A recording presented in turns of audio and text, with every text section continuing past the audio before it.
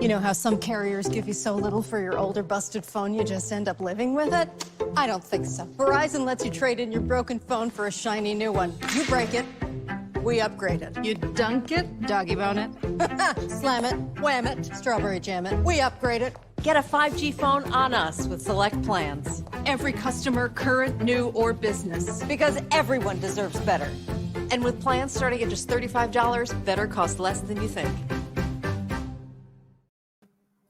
Today is Thursday, December 30th, 2021, coming up on Roland Martin Unfiltered on the Black Star Network, our last show of 2021. We'll talk with Reverend Dr. William J. Barber with the Poor People's Campaign about the continuing fight for the Build Back Better plan, as well as for voting rights in this country. Also, continue focus on the case of Kendrick Johnson, the young black man found dead, rolled up in a mat in Florida. There's still lots of questions with regarding to his case. Also, on the show, we'll talk about one of the Minnesota jurors who was involved in the conviction of Kim Potter. Talks about the deliberations and what they were like. Plus, we'll go over some of the top stories in 2021. Folks, it's time to bring the funk on Roland Martin Unfiltered on the Black Star Network. Let's go. Whatever the biz, he's on it. Whatever it is, he's got the scoop, the fact, the find. And when it breaks, he's right on time and it's rolling. Best believe he's knowing. Putting it down from sports to news to politics. With entertainment just for kicks, he's rolling. It's on go, go, roll, y'all. It's Roland Martin, yeah. Rolling with Roland now. He's funk, he's fresh, he's real, the best, you know he's Roland Martin now.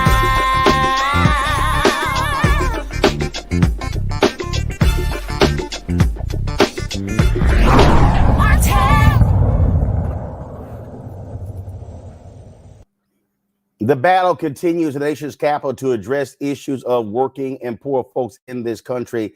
And one of the leading voices on that is Reverend Dr. William J. Barber, the Poor People's Campaign. He joins us right now live on our final show of 2021. Reverend Barber, always glad to see you, my fellow Alva brother. I've been working for the last week. I've been in my basement going over all of my archives, compiling photos and videos, and I've been going over just a number of stuff. I came across a lot of different photos, a lot of different videos involving you and others. And this has been an ongoing battle, not just with, of course, President Biden in the White House, but also has been a battle going back when President Obama was in the White House as well. And matter of fact, I'm gonna see if I can show you this photo here.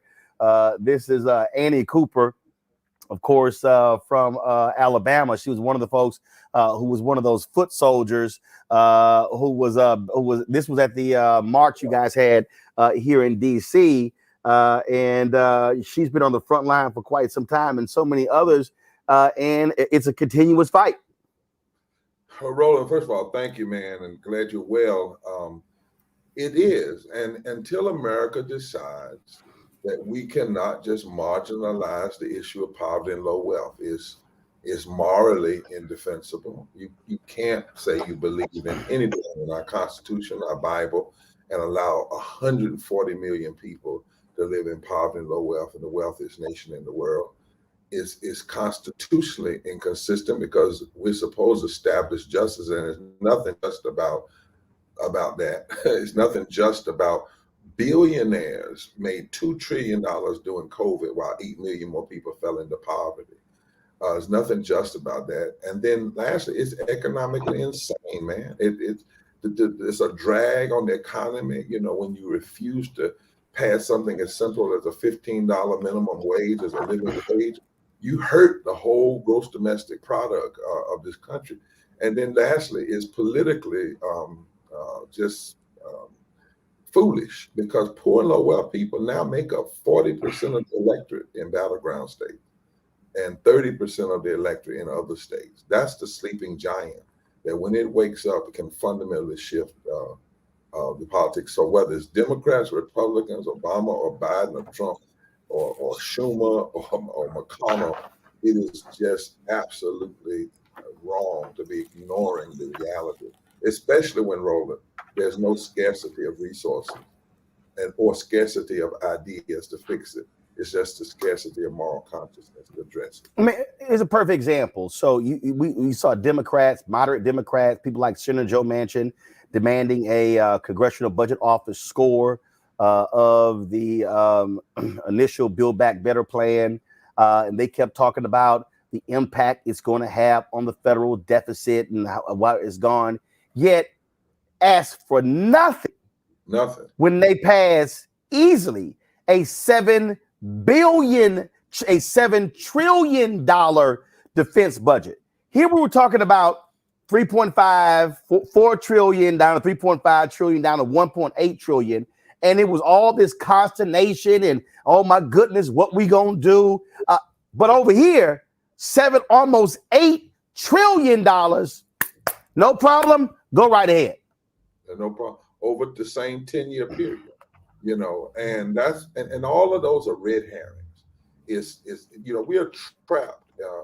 Jeffrey Sachs just wrote an article where he talked about the trap of neoliberalism and the trap of trickle down since Ronald Reagan. We're trapped in that foolishness. And then, of course, Roland, as you know, and I talk about all the time, there's racism inside of all of that and classism inside of all of that.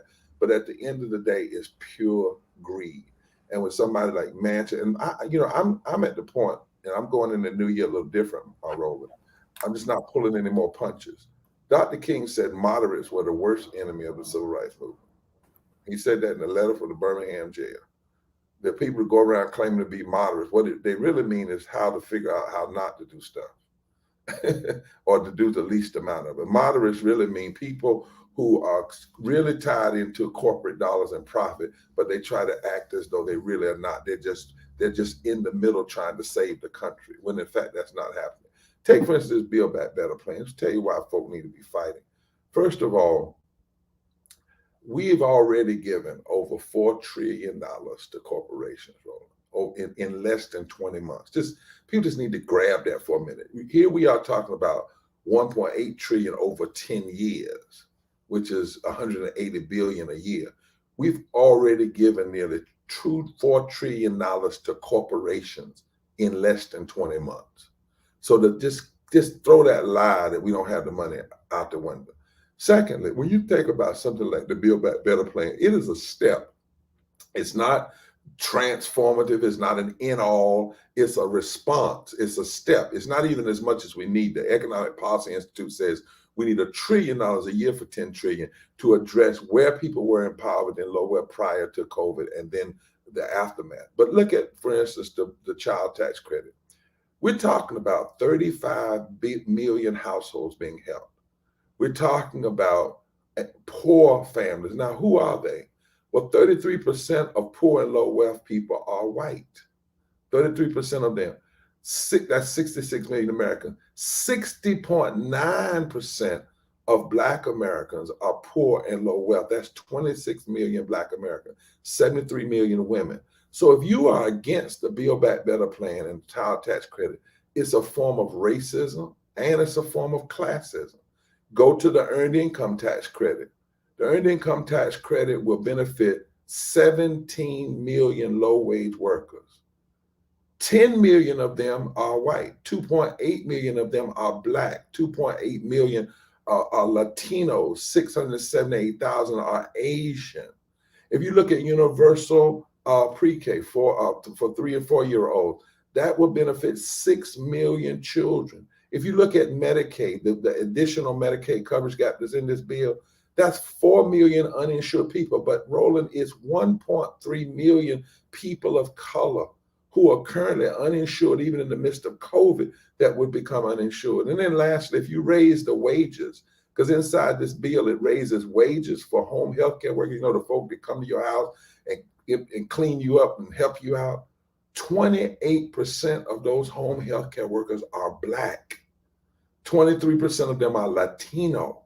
So this bill, unlike the infrastructure bill, most of that money is going to white contractors, but the males. But the big BBB, the majority of this money will benefit poor and low-wage people and a large portion of African American and other people of colors. So when you block this and try to stop it, what Manchin is doing, it is not only hurting people, it's specifically a matter of racism and classism. That's why we cannot let a phony deadline of December be our deadline. Our deadline has to be victory. And lastly, we cannot separate the battle for economics from the battle for voting rights. That's a trick. Right now, they're trying to get the Black community to focus all of our attention in January and on the King Day on just voting rights and forget the Build Back Better plan. That is not King. That's not what Dr. King would have done. He said 3 triune evils: poverty, militarism, and racism have to be addressed simultaneously. And Roland, one more stat.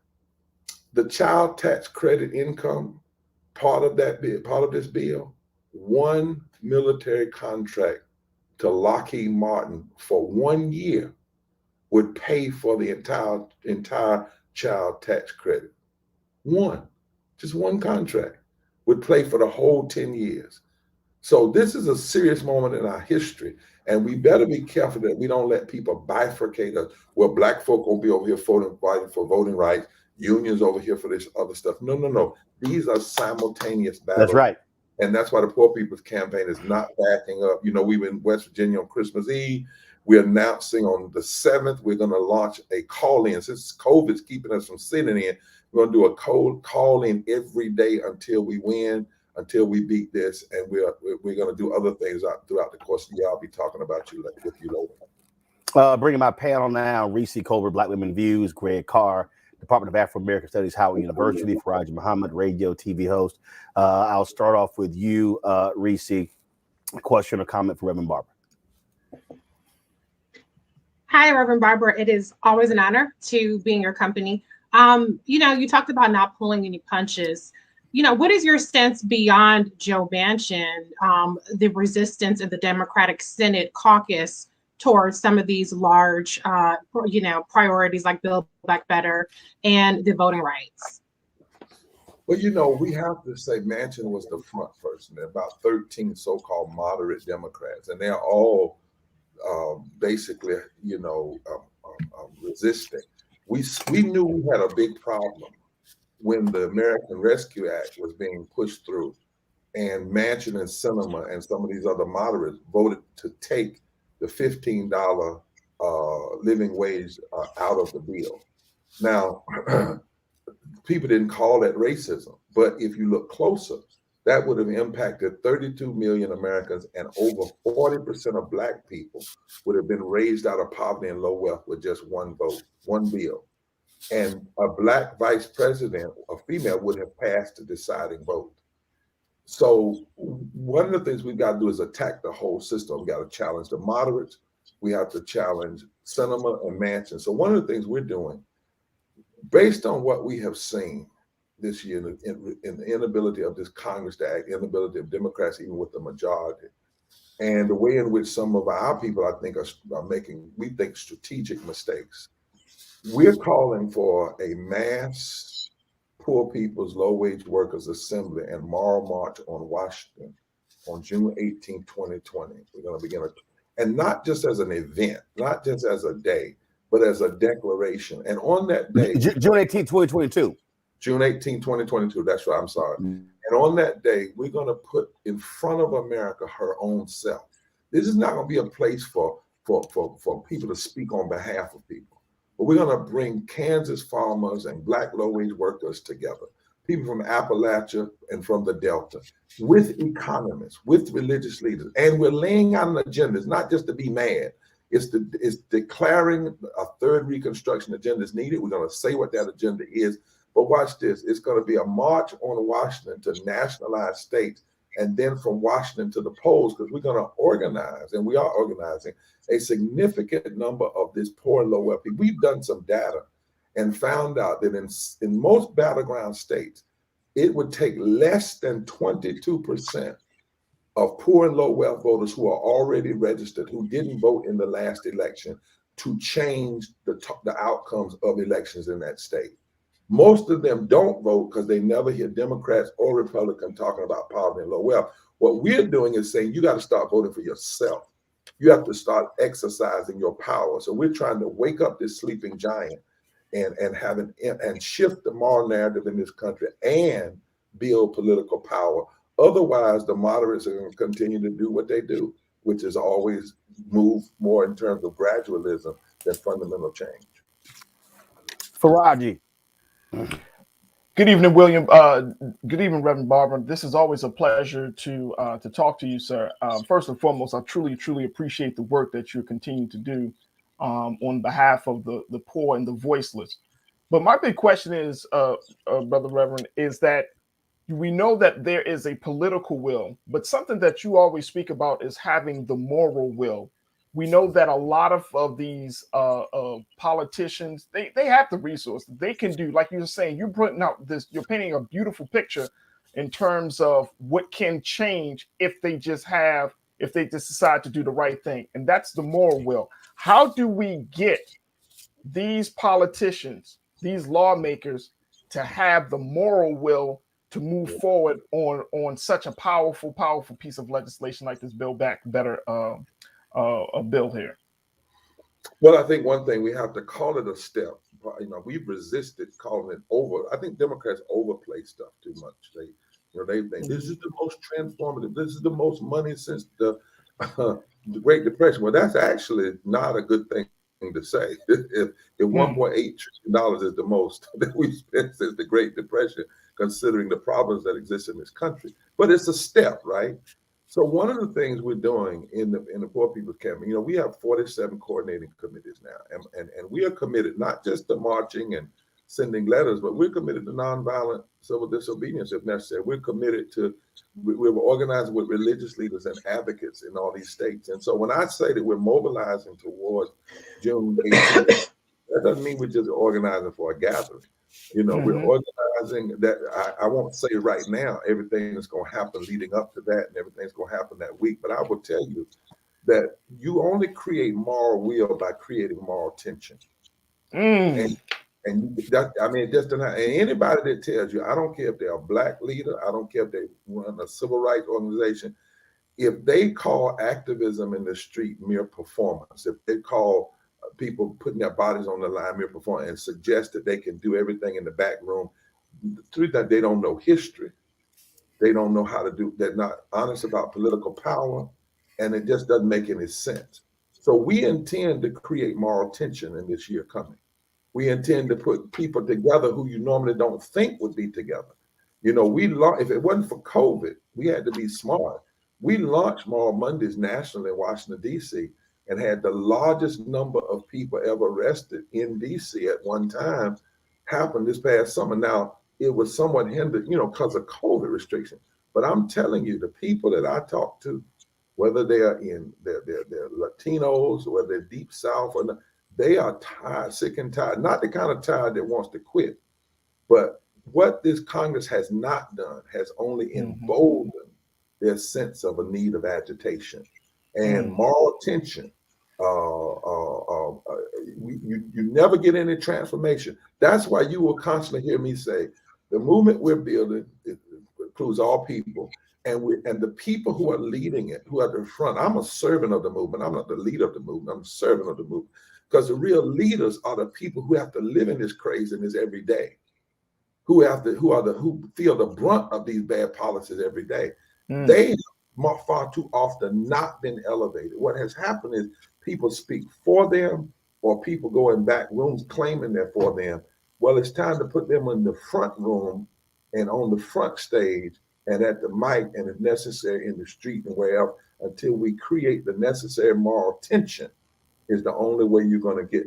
Put it like this, brother. You will never get moral implementation without moral imagination and moral agitation. Thank you. Greg Carr. Thank you, brother. One alpha to another alpha.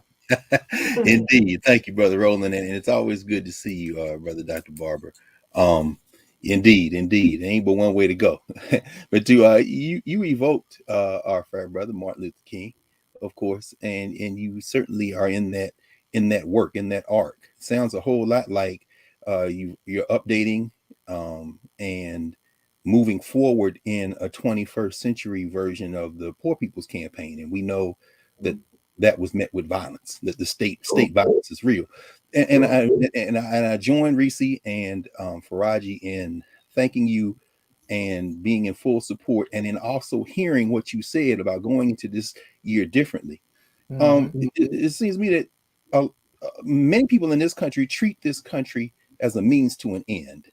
And I guess my question to you is whether or not we have to do the same thing, particularly given that all the high rhetoric of America and we're better than this, nothing in the historical record supports any of that. And what you're talking about as a moral standard sounds a lot like Martin Luther King.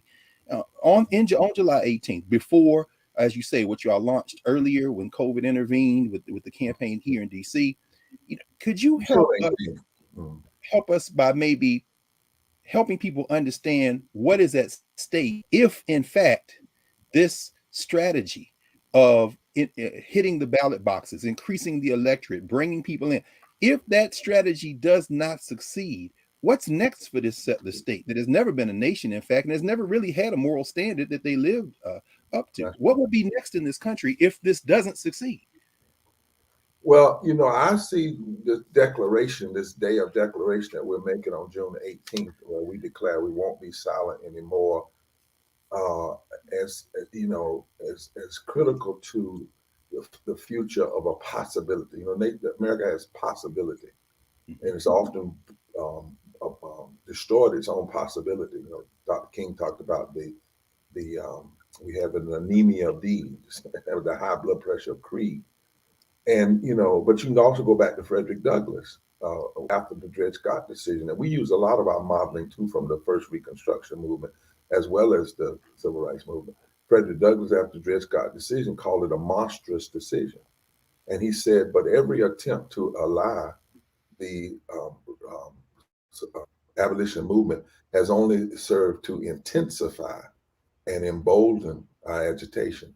And when they passed the Dred Scott decision, Frederick Douglass said something I think about a lot. He said, could this be a necessary link in the chain of events to the downfall of the entire system of slavery? And I think we are at an either or moment. Either this country is going to respond to nonviolent moral tension, massive turnout at the polls of people who are impacted, moral outcry, and shift, and move a little bit further toward the goal, because the goals are so lofty. Or we're going to have a major implosion. We're already in the middle of one. You look at all of the people that walked off their jobs in the middle of COVID, workers. There's no way we can maintain any sense of domestic tranquility over the long haul when you have nearly 43% of your people living in poverty and low wealth right now. And I think that's what I love about Roland. He's telling it, because a lot of the media don't want to talk about this. In the 21st century, 43% of Americans can't afford a $500 emergency. Think about that. In a country that has a gross domestic product of over $21 trillion, less than 31% of Americans can afford a $1,000 emergency. Right now, over 52% of our children live in poverty, low wealth, and it doesn't have to exist. You cannot maintain domestic tranquility and peace with those numbers existing and growing. 8 million more folk fell into poverty during COVID, while billionaires made $2 trillion in the last 20 months. Eventually, that is too much of a strain on the farce of equality. Right now, we have a farce of equality, right? And you gotta face it, because if you don't face it, we could be talking about over 50% of our people in this country living in poverty and low wealth in the not too distant future. Now, at some point, that's going to implode and explode, right? Unless there is a response. That's one of the reasons why we've said, even in this battle over COVID, we said to the White House, and you all should know, we've been begging them, let poor and low wealth people and literally come in and talk to Biden, and then let them go to the mic and say to America why this stuff has to happen. We said to civil rights leaders, you got to go to West Virginia and join with people and put pressure on Manchin. What he is doing is setting this country up for a major failure. And I'm afraid for the country. I'm going to be quite honest. Yes, when you look at the level of systemic racism, systemic poverty, ecological devastation, the denial of health care, and this war economy, you just heard Roland say we can commit $7 trillion to war, $700 billion a year, and we can't contribute $1.8 billion to help people come up. And then you look on top of that, this false moral narrative of religious nationalism. We already saw a taste of what could happen on January 6th on that side. But I'm telling you, I have fear for this country if it keeps refusing to respond to moral and nonviolent cries. The level of economic pain in this country, right in the face of all of this opulence, is a dangerous mixture. It is dangerous. And that's why people that I know and I'm talking to, whether they be white mamas in Appalachia or black mamas in the Delta, they're willing to put it all online. In fact, you know what they tell me, Doc, when we go meet with them in those places? They said, we have no choice but to fight. My goodness. Our backs are against the wall. Now, either they're going to fight in a nonviolent way, in a moral way, and the nation respond. But if the nation keeps dismissing that, that energy is going to go somewhere. Yes, sir. It's going somewhere. It's not going to just go away, particularly as the pain continues to exacerbate. And what COVID has done is it has exacerbated the realities of racism and poverty. And in a strange sense, this sickness has given us a chance to get well. Mm. And if we cannot respond with a level of grace and compassion and morality in our public policy after 800,000 and growing deaths, if America is going to continue to say this kind of death is acceptable, on top of the fact that before COVID, 250,000 people died every year from poverty, 700 people a day from poverty, and it's still growing. And if you can't respond, if this death doesn't scare us to life and scare us to a new kind of public policy, I fear for the future of this nation.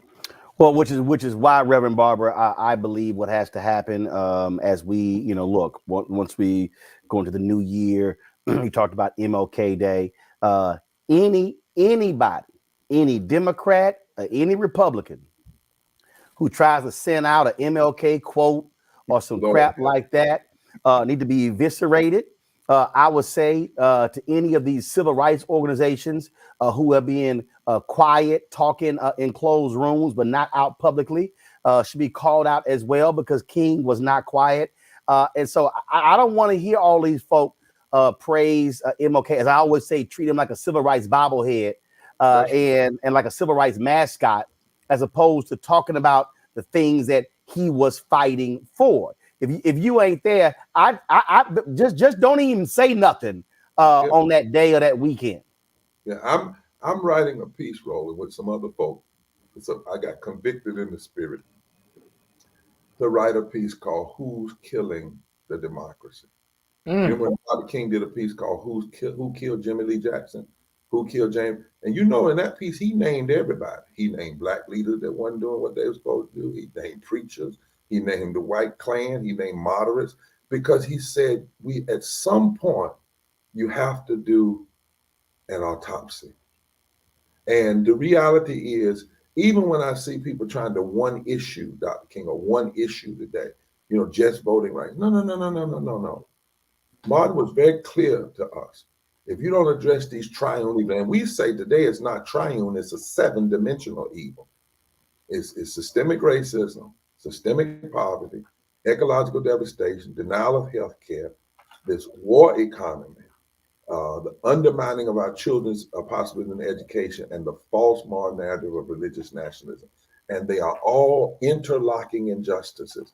And we need an intersectional moral fusion movement to address them. And God help us if we don't. All right. Dr. Barber, congratulations, man, on look, the battle continues, another year being on the front line. Your health has been holding up. It's been very difficult. You've had to deal with a lot of grief this year as well. Folks passing away, and people love to go to the preacher, the senior pastor, and put all of their cares on them. But the reality is, our leaders need to be prayed for as well, and need respite. Dr. King understood getting away. He would often go to Jamaica and other places to rest and relax. So hope you do the same. And we're going to be right there with you on the front lines in 2022. Our cameras will be there live streaming as well, because at the end of the day, we're not going to get the kind of attention that we need from mainstream media. And I'm not interested in even asking them anymore. It's just a matter of us creating our own platforms, be able to tell our own story. Amen. Thank you for all you do, Doctor. We pray for you, the whole panel, and thank you for that advice, brother, because every now and then we do need to step away in order to keep stepping on. So yes, God sir. bless. I appreciate it. Thanks a lot. Tell the family Happy New Year. Sure will. All right. Gonna go to a break. We come back. We're going to talk more with our panel on that conversation we just had with Reverend Barber right here on Roland Martin Unfiltered on the Black Star Network.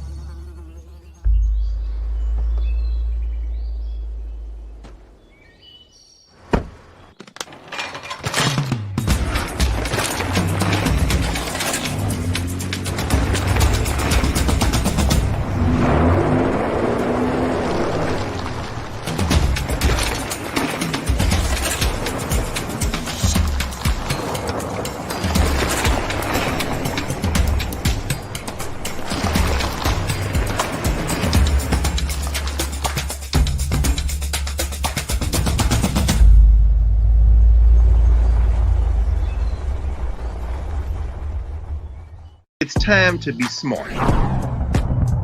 Roland Martin's doing this every day. Oh, no punches! Thank you, Roland Martin, for always giving voice to the issues. Look for Roland Martin in the whirlwind, to quote Marcus Garvey again. The video looks phenomenal, so I'm really excited to see it on my big screen. Support this man, Black Media. He makes sure that our stories are told. See, this difference between Black Star Network and Black-owned media and something like CNN. I got to defer to the brilliance of Dr. Carr and to the brilliance of the Black Star Network. I am rolling with Roland all the way. Honored to be on a show that you own. A black man owns the show. Folks, Black Star Network is here. I'm real revolutionary right now. Roland was amazing on that. Stay black. I love y'all. I can't commend you enough about this platform that you've created for us to be able to share who we are, what we're doing in the world, and the impact that we're having. Let's be smart. Bring your eyeballs home. You can't be Black-owned media and be scared. You dig?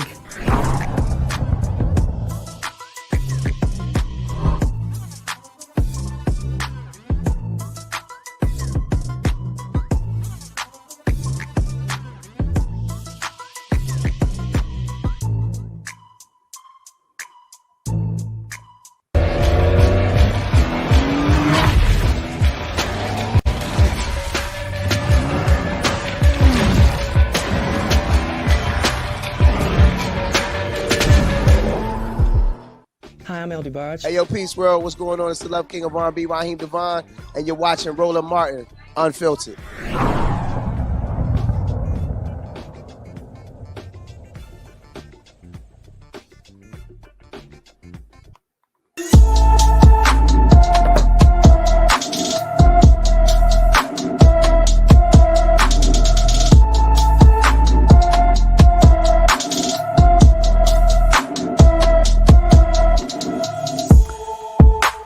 Folks, 14-year-old Niall Foggy was last seen December 18th in Philadelphia, Pennsylvania. Niall is 5 feet 5 inches tall, 110 pounds, with brown hair and brown eyes. She has dimples in both cheeks and both of her ears are pierced. If you have any information, call the Philadelphia Police Department at 215-418-0265, 215-418-0265. All right, I want to bring my panel back in here. The conversation that we just had, I think, really is an important one, and I want to start, Reese, where Dr. Barber talked about how we can't separate the economics from voting, and it's always interesting to me when I listen to people and they want to talk about public policy. I was just on the fan base app in the chat room, and some folks were talking about, how, we just give our vote to the Democrats as if Black people don't think we actually do. In fact, we think far more diligently about how we vote than, frankly, than a whole bunch of other people. And one of the things that folks were saying, well, with the CDC, they ain't doing this and not doing that. And then I had to remind them, I said, well, that's not true. The George Floyd Justice Act passed the House. CDC led that. The For the People Act, the John Lewis Act. I mean, I went on and on and on. And so we're very good at criticizing our institutions, saying they ain't doing this and not doing that, when in fact they are doing stuff. And what you see, what Reverend Barber is talking about here, is you cannot talk about voting rights and ignore the economic reality of what those votes mean. I go back to Maynard Jackson. When he became mayor of the city of Atlanta, Black people were getting 0.0012% of all city contracts. And he came in and said, this is going to change. His grandfather taught him the 3 B's, the ballot, the book, and the buck. And so he understood how political power can drive economic power. And those two things went together. And so when they were about to redo the Atlanta airport, he said point blank, tumbleweeds will be rolling down this runway before I allow it to be reconstructed without significant Black participation. It's the economics. Marion Barry understood that. Coleman Young in Detroit understood that. Hatcher in Gary, Indiana, Stokes in Cleveland, those Black mayors understood that. And so What do you think is going to require for us to get folks to understand you cannot talk about voting if you don't talk about the money? Maybe Putin deciding that Black people should be very much attuned to this, particularly on social media, because it seems like our attention span on social media and the narratives that are driving it are about chaos, are about discontent, as opposed to education and empowerment and really understanding how to move the needle. I mean, I was pretty appalled when I saw a lot of the feedback. And granted, I've talked about disinformation campaigns and how some of what we see is manufactured or artificially boosted, but I was very much appalled when I saw the reaction to when Vice President Kamala Harris, for instance, was touting the child care tax credit or the child tax credit, that people were saying things like, I don't care, sis, cancel my student debt, or, you know, being very dismissive of it, or even when she laid out the lead pipe removal or lead water removal plans, and people were again talking about, you know, what other things that haven't been done, as though these are not issues that particularly impact our community. And so I think we have a breakdown in our communications, we have a civics breakdown, and, you know, people are more focused on what is driving discontent. I understand that voting rights is touted as the Black issue, even though it's not just something that affects Black people. You have disabled or differently abled people who are, disenfranchised through different voting measures, Native American community, et cetera, et cetera.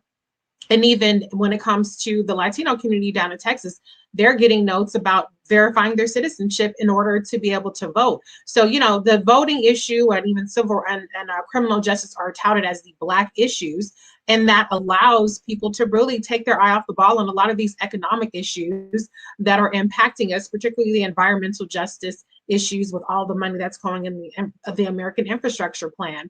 And so I think we have to broaden our own lens. We have to broaden our emphasis and our focus and hold people's fuel to the fire, because it's inexcusable that, you know, you have people more up in arms about a hashtag, cancel student debt hashtag, or more up in arms about whatever, you know, Charlemagne and it's, you know, said to Vice President Kamala Harris, when there's billions of dollars in Black farmers aid that is being held up because of a lawsuit, and there's no galvanization in our community around that whatsoever. So we, you know, I will never, ever absolve politicians from their job. You know, I stay on Chuck Schumer's ass about stuff because nobody else seems to do it. But I think as a community, we need to show that maturity, that electoral and that civic maturity to start paying more attention to all of these issues that are impacting us in particular.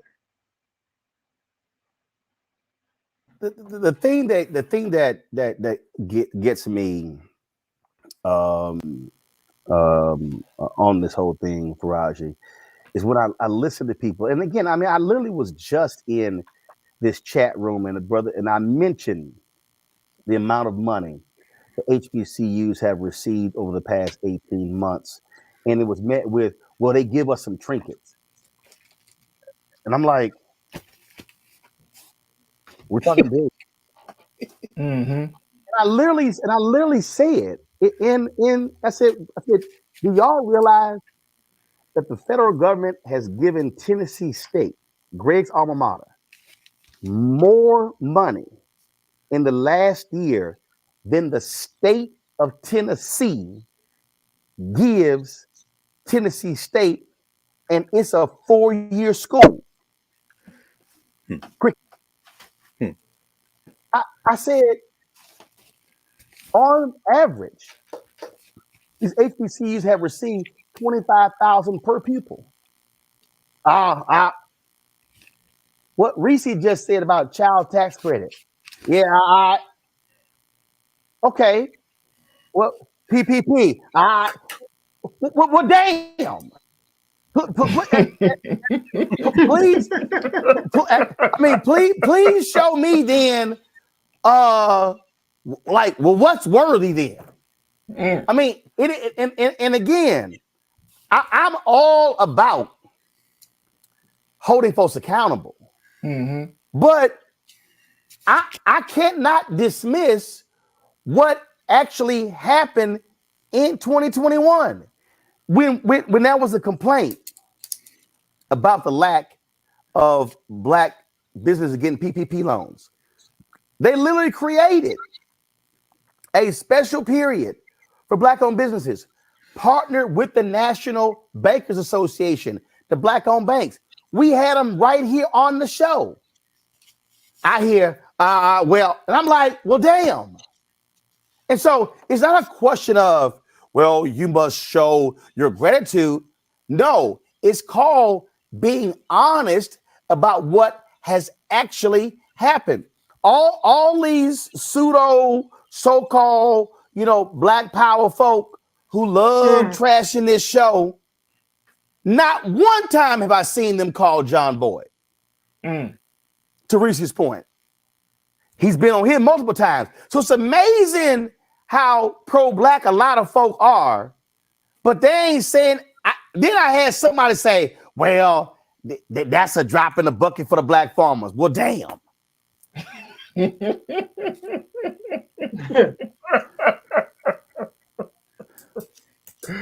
Well, I think a couple of things, Brother Roland. First and foremost, I mean, I think that people are seeing all that they experience. Like when you listen to Reverend Barber about, I mean, he was just breaking down the data in terms of the number of people in this country that are poor. And not to prop anybody up here. I mean, we're all just a couple of paychecks shy, might be, of being in certain, categories.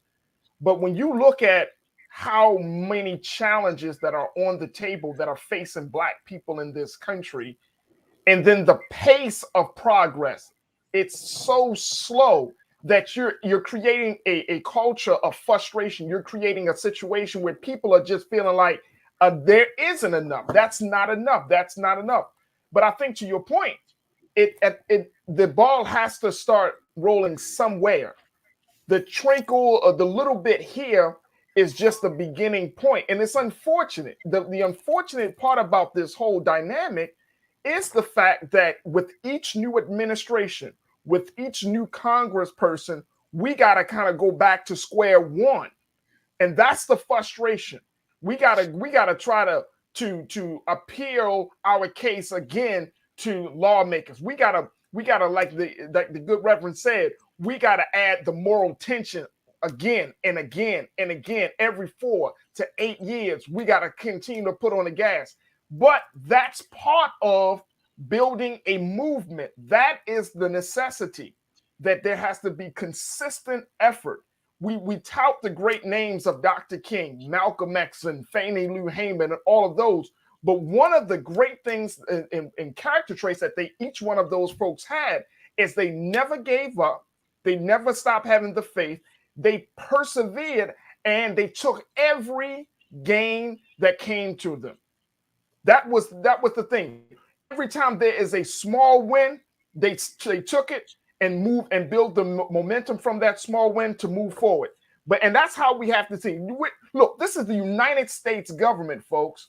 Do you truly, truly believe the United States government, one of the most wicked governments in the history of this world, if not the most wicked, do you truly believe that they have to give us anything, that they want to give us anything?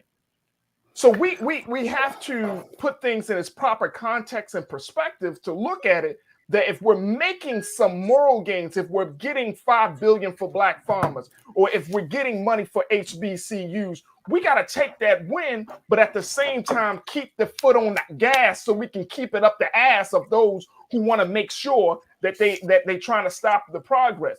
I mean, the Reverend, I'll end it like this. Reverend Barber said that one bill could have saved 32 million Americans. One bill, one vote. And look at how the heart of the lawmakers have just hardened to the point they don't even give a damn. So we got to get into a space that we got to take the wins, but we got to keep that foot on the gas to keep it up the ass of all these lawmakers to make sure that they understand that we got to be serious about our own progress and freedom. We got to be serious about our own movement and revolution. But the problem I see with this, Greg, is when it is a singular conversation. What I mean by that is we, for some reason, whenever we have these conversations, it always reverts back to the federal government. Without realizing that if you actually add up the state budgets, they exceed federal. So when we're talking about how do we make economic change, literally, somebody made a statement.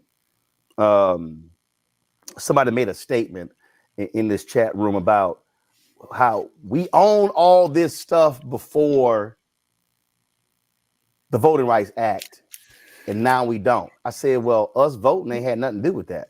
I said, what we owned before, I said, during Jim Crow was because we couldn't live and eat and work anywhere else. I said, then when integration came, we then went all about. So I then said, well, okay, so if we keep having this gentrification conversation, I remember when I was moderating the National Urban League State of Black America report, and gentrification, one of the big issues. And I turned to the audience and I said, I'm sorry, are we going to have a conversation about gentrification, or are we going to come back a year from now and the National Urban League has created an investment fund to buy up the land that's in our neighborhoods, so therefore we still own it? See, I mean, so we can sit here. It's like I had these same so-called pro-Black Negroes dogging me for demanding corporations spend advertising money with Black-owned media when we're buying their cars, their hamburgers, their shoes, their clothes, their jewelry, and everything. And I'm going, so how do you think we actually grow when CNN and Disney and Fox and ABC and CBS, they are worth billions from the same ad dollars, but I shouldn't be demanding any of those ad dollars, but then you want us to cover stuff, so how we gonna cover it if we ain't got the money to cover it? And so at some point, we've got to also look at, as Reverend Barber said, Dr. King did, we get to challenge some Black folks on what our game plans are, or are we only going to talk about, hyperventilate about the problem, as opposed to say, no, here's a plan of action, now we're going to get it. I ain't had no problem saying we put together a plan of action and went after the money, and we've gotten some of the money. We ain't gotten all that we supposed to get, but we still going after it. But I'll be damned if I'm gonna sit here and say, yeah, no, why you out there begging the white man? But you shop at their store. Right. Oh, I'm begging the white man, or rolling out here begging. No, it's called making a demand. Sound to me is the same. So to me, the challenge for Black folks in 2022 is we got to be as equally vigilant in challenging ourselves on what is our non-political game plan, as opposed to what's our political game plan, Greg. Yes. We're on a collision course, not just in this little imaginary corner of the globe called United States of America, but as a human species.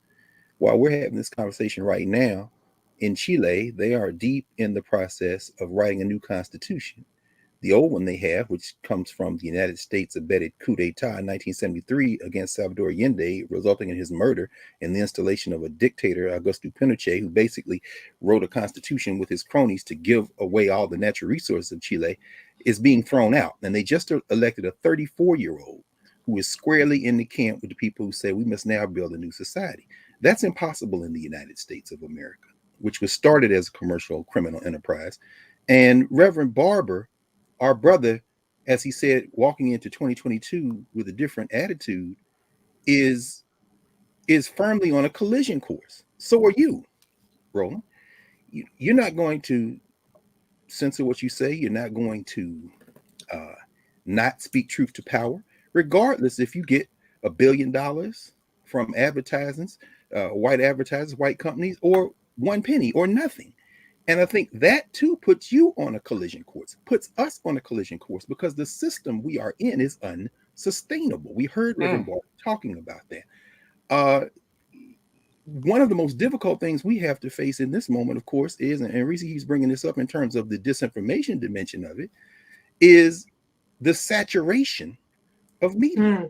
There is so much to watch that people tend to watch nothing. There was a recent poll in the UK which asked the population there, who do you trust for COVID advice? The number one category was friends and family. Because in a not doctors, not why? Because when there is white noise everywhere all the time, you tend to go to the thing that you can feel like you can rely on the most, and that is a very local conversation. Now, the problem, of course, with that is that there are no local conversations in a modern world system, because there are people who are monitoring the whole thing at one time. This young guy was elected president of Chile, and the markets immediately attacked him. And you see the Chilean stock market begin to dip. Why? Because the market has other interests than the people. This is why there's a collision course. And so they're going to try to force that Chilean government right by pulling out investments. Last year, corporate entities made $12.1 trillion. $12.1 trillion last year. Clubhouse, which was the hottest thing in the world a few months ago and now couldn't sell water in the desert, doesn't need to make money. Why? Because they have been funded by the billions for people who understand they have different interests than building community. Last year, these special, and I know you know this better now, these special purchase acquisition entities, what they call blank check corporations, they raised $152 billion last year. Companies that went public and private. No, don't run past that. Blank check companies that raise billions of dollars, yes, sir, with no business plan. Then after they raise the billions, then they go out and then identify what they're going to buy. Then they buy it. Like y'all, like no. Let me say this again. No business plan. Just some white guys going, hey, let's create a SPAC. And then they go, sure, here's $10 billion. And now this publicly traded company is created, this SPAC is created. And then they go, hey, we want to come buy y'all. And then all of a sudden, boom, publicly traded company. Y'all, don't even think for a second I could go get $10,000 without a detailed business plan. Right. Right. Meanwhile, yes, right. Go ahead, bro. No, go ahead. No, I was gonna say, meanwhile, they just gave Donald Trump's new media company billions. I mean, he wrote him a blank check. And because of the way it's set up, we don't actually know who's funding it. Exactly. We don't know who's putting the money in. And in fact, I saw one report today where while Donald Trump was running around talking about China, there are Chinese investors in the company. But see, you can't tell these MAGA folks nothing. But see, that's how stuck on stupid they are. The thing here for me, and Greg, it trips me out. I had these folks, man, you ain't down for black people in economics. And I go, really? So every Tuesday, we feature a black-owned business for free to talk about their products and how they built it every Tuesday. Every Wednesday, we have a black-owned tech company doing the same thing. And it's nothing personal. I had somebody go, well, man, why you ain't had Claude Anderson on? I said, because I actually have people on who's doing what Claude's talking about. See, let me just go ahead and say this right now, that if there's something I need black people, and this ain't directed at Claude, but I do need black people to listen to what I'm about to say. We have got to stop being excited by rhetorical flourishes.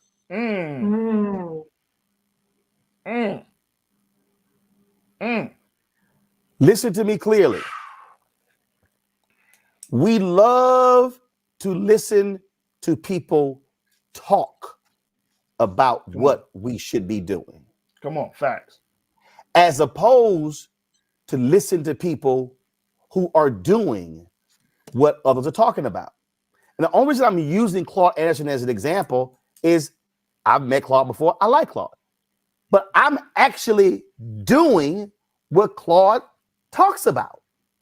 One of the things Claude Anderson talks about is to build a Black community, you need a media apparatus. We built it. He says you use your media apparatus to then tell the stories of other Black people. Boom, that's what we do. Mm-hmm. So when people go, man, you need to have them on, I'm having the very people on who he talks about. See, that's the thing people understand. See, what y'all got to do is go to the Breakfast Club and look at the views. And look, they'll have this person, that person, 1 million, 2 million. Rhetorical flourishes. We love people who can turn phrases. Man, they were dropping that knowledge. They would drop. Okay. What are we going to do with it? See, I'm about doing something with it. That's why y'all can run the video. We get aired on TV One. When I turned to Mark Morial and I said, Mark, I want to come back here next year, and the Urban League has created $100 million gentrification real estate fund to go buy property. I'm tired of talking about gentrification on these damn panels. Right. I want to talk about us creating the crowdfunding campaign, but we actually did it. Right. The brother in Atlanta, I think was named Jay Morrison, did that. Whole bunch of folks, man, but the brother, he ain't shit. I said, hold up now, see, now we run around, says what folks should do, then we talk about what folks should be doing. Last night, we had my brother Isaac Hayes III on. When he came on the show, they had raised $150,000 via their crowd fund in the first 24 hours. This morning he posted, they've already hit 300,000 on their way to raising 2.5 million. Y'all, if we gonna do something in 2022, it's time, and Greg wanted to speak to this, where we stop flapping gums, where we stop rewarding people who talk a good game, and then we start saying, no, what are we doing? How did we grow? How do we get bigger? How do we expand? I am tired of, I am 53, turned 53 in November. I'm not interested in the woe is me conversations. This is about how do we achieve progress, and that means on the city, county, school board, state, federal level, private business, corporations, you name it. What's not going to happen on this show, and I'm gonna tell you, I had somebody tell me, man, why don't you have this brother? I said, you want me to put somebody on who all he does is trash me on YouTube and won't even show his face? And I'm sorry, what expertise does he bring to the table? You want me to bring somebody on who all they do is talk in front of a wall? They got a bad lace front, and all they do is talk about other Black people, and they don't have anybody of consequence on their show. So y'all want me to put them on my show? This is what I've said. All them people can go talk on YouTube by themselves. They can go on IG Live, Facebook Live. They can go on all the lives they want to. But what I'm not going to do is put on mess to create mess. When all we have in the Black community is a whole bunch of mess. Ain't interested. That's why y'all ain't gonna see now. Look, now Reese love them housewives shows. That's fine. I don't care. I'm good. I know. I see your tweets, but y'all need to know you ain't gonna never ever see a housewife on this show. And if they come on this show, they not gonna be talking about none of them housewives. Because I'm sorry, I got finite time and I have limited time for mess. That has to be our focus in 2022, Greg.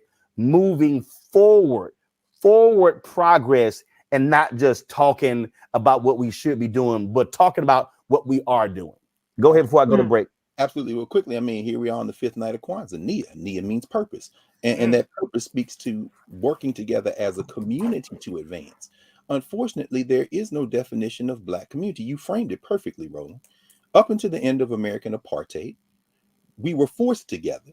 But after the end of legal apartheid, what you see is, and you've seen it happen in South Africa since the end of apartheid there in the 1990s, you've seen in that community what happens in all communities in a capitalist society. The Black elite begin to distance themselves. So there is no we, so to speak. The same people, and I'm not talking about Black people, the same people who are funding Clubhouse so they can lose money for years and it never matters, who can inject in chaos, the same people who are doing these shadow investments and just going out giving people money are the same people who paid your mansion. They're the same people who don't want the White House records released. They're the same people who have Ron DeSantis in witness protection right now as people are dying in Florida. They have an interest beyond that. We have to start treating this country the same way everybody else treats it in that category, as a means to an end. And so the political, what you're doing here is not being done anywhere. You have people who represent the full range of opinion, idea, and work in Black communities globally. That is a fool's errand in some ways, because what you imagine, like what the rest of us try to imagine, is that Black community means something. But in fact, the material reality is that it does not in a capitalist society. People will often pursue their class interests. Now, how does that relate to what Reverend Barber was talking about very quickly, because I know we're going to break? The simple fact of the matter is that Andrew Young in Atlanta and Maynard Jackson in Atlanta were not Marion Barry in Washington, D.C. They came out of different traditions, although closer Young to Barry. But Marion Barry's commitment was to grassroots empowerment, and he used collective political office to that end. Andrew Young's commitment and Maynard Jackson's commitment were no less different, but their concept of getting there was different, which is why Martin Luther King, shortly before he died, when Andrew Young began to engage in a critical examination of King's philosophy, said, "No, Andy, I don't want to hear from you tonight. You're a capitalist." So Reverend Barber represents, when he says this moral tension is going to emerge, the crisis in this country is a material crisis. And the reason Black people look to the federal government is because in the annals of this country's memory, the federal government has often been the in loco parentis, or the heavy to weigh in with the interests of Black people, when basically the first Reconstruction was the North allowing the South to have home rule as a condition for keeping the country together. The second Reconstruction was Black people trying to violate that principle. And what did we get for the last 50 years? A violent pushback. If we keep this up, it's going to be some violence from the state. And Merrick Garland ain't going to do a damn thing about it. Finally, here we are on the verge of what Reverend Barber might call a third Reconstruction. But that will only take place if we understand that if the Urban League bought up $1 billion worth of property, and it displaced people who don't own homes because the property value went out or drove them out of their own communities, then the Urban League will be part of the problem. This is a moral crisis. And what you're trying to do, and what you are doing with Black Star Network, is trying to bring everybody to the table to have a very serious conversation about which way forward. And until we have that conversation, we can't just use the color of somebody's skin as a proxy for group advancement, because some of them Negroes are our enemies. And with that, we go to break. We come back. We'll talk with the parents of Kendrick Johnson, who are still seeking justice for the death of their son in Georgia. You're watching Roland Martin Unfiltered on the Black Star Network.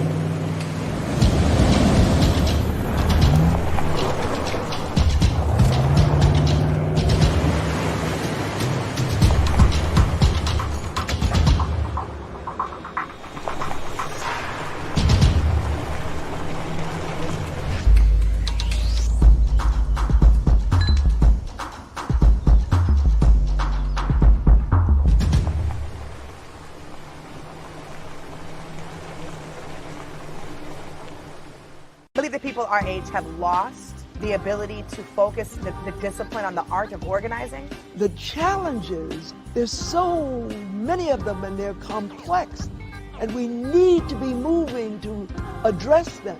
But I'm able to say, watch out, Tiffany. I know this road. That is so freaking dope.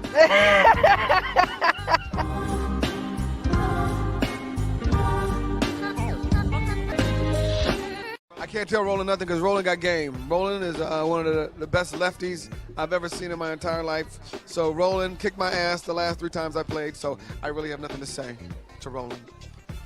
Fashion advice is different. You ain't got to wear black and gold every damn place, okay? Ooh, I'm an alpha, yay. All right, you're 58 years old. It's over. What's up? I'm Lance Gross, and you're watching Roland Martin Unfiltered.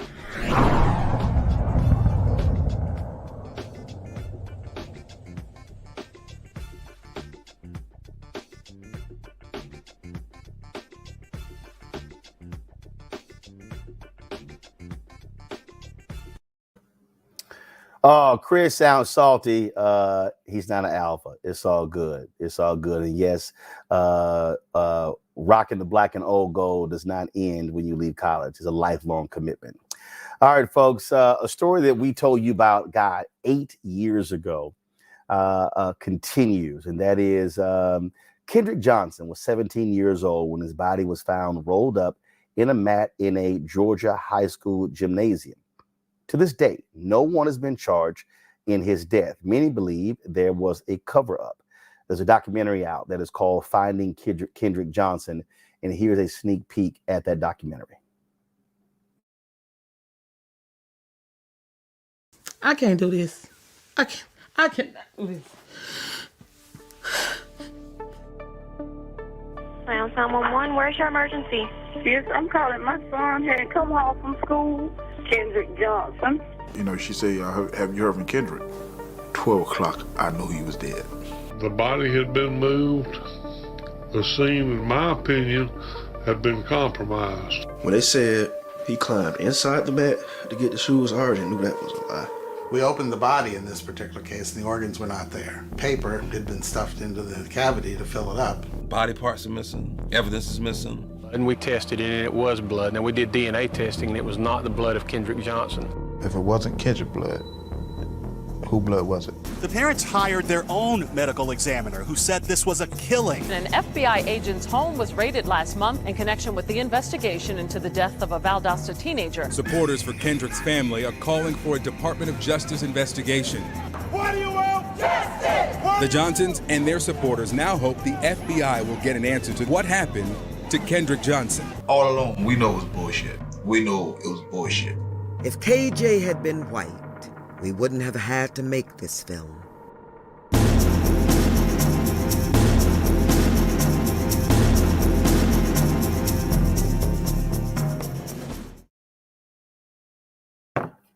Man, joining us right now is the parents of Kendrick Johnson, Jacqueline and Kenneth Johnson. Jacqueline, we have your camera there. Kenneth, if you can turn your camera on, that would be great. Jacqueline, I'm going to start with you. I mean, there's some things to me that are real basic. And I remember when this story first happened, and they said his shoe was inside of a mat. And they talked about how heavy the mat was.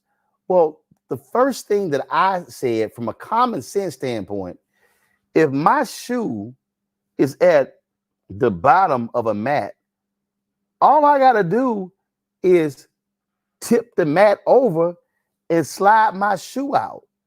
The logic of climbing down a mat to get my shoe just makes no sense whatsoever.